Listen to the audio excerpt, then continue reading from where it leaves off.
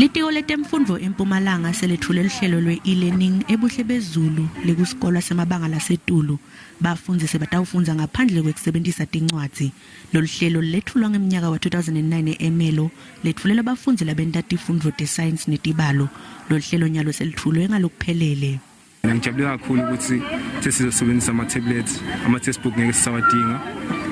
Ama-marks ami azophakama kakhulu kunakuqala ngoba sengizosebenzisa i-technology. Ngijabule kakhulu ukureceive lama tablets and ngiyathemba ukuthi kuzongisiza ukuthi ngisebenze kakhulu ezifundweni zami, ngiphinde futhi nama-marks upgrade. Ngekusho kwandvunankulu kulesifundza Refilo Mthweni loluhlelo litawenta amehluko ekuthuthukiseni impilo tebafundzi ikakhulu labo labavela etindzaweni tasemakhaya.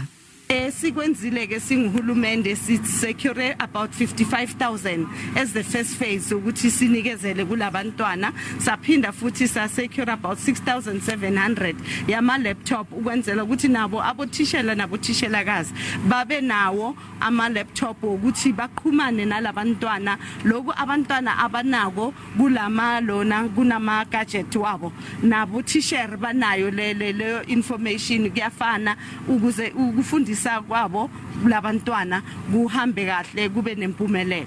Ngenxa yekwanza kwetigameko tekugcekezwa kutikolwa ema-tablets afakwe umshini letawulandzela eMkhondo kwentela ukuthi kucinisekiswe kuphepha.